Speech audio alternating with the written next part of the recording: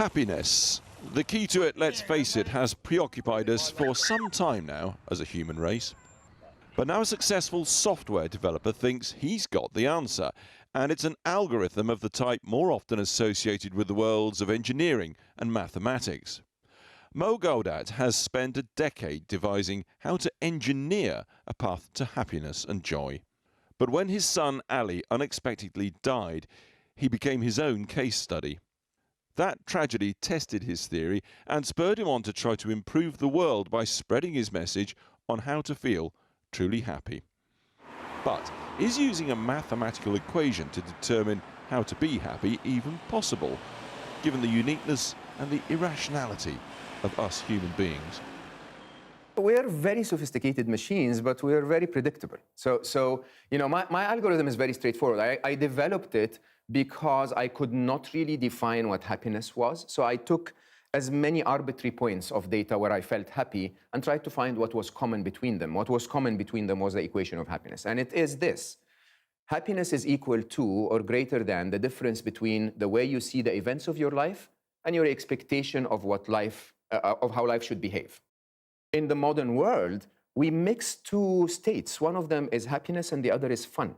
Happiness is that peaceful contentment feeling of, I like the world as it is right now. Fun is the modern world's replacement of happiness. It's, you know, when I am unable to reach that state of happiness, what I do is I go out on the weekend and I go to a party and boom, boom, boom, boom, and my brain stops thinking.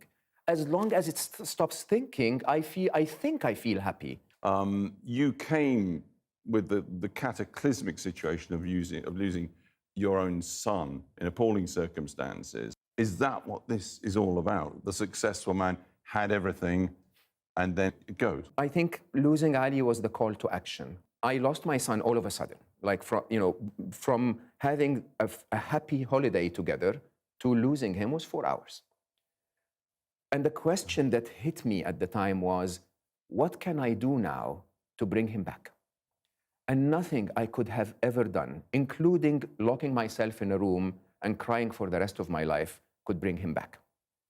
And to me, the whole idea was, I can either choose to suffer, or I can choose to sort of accept life as harsh as it has become and try to make it slightly better than it is today, make it slightly better tomorrow. So the way I did it was very interesting. I basically set myself a target. I said, you know, I learned so much about happiness from my son. We developed my model together. Wouldn't it be amazing if I can reach out to 10 million people and just give them that message? Can you imagine a world where 10 million people are happier? It wouldn't bring Ali back, but it would be slightly better than the day he left. And that's success for this project, right? And that is truly, truly, I would say, success for my life. There has never been a moment in my life where I felt I was having a better impact on the world than this. The fact is, we're just made differently, aren't we? I mean, we are, through DNA and our genealogy and our ancestry, we are either glass half full or we're glass half empty, or we're shades of both. That's how it is, isn't it? The truth is, this glass is 2/3 full.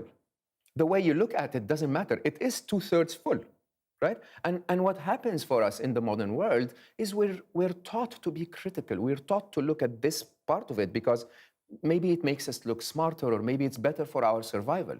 But the truth is the truth. If you have the ability to sit and watch Channel 4, you're much better off than being running around in the streets of Syria. You're okay. As a matter of fact, most of the time, if you have the brain cycles to feel unhappy, that by definition means that there is nothing you should worry about now. Happiness is not about what the world gives you, how much water is in this glass. Happiness is about what you think about what the world gives you. If you think about it properly, you will always see there is something to be grateful and something to be happy about.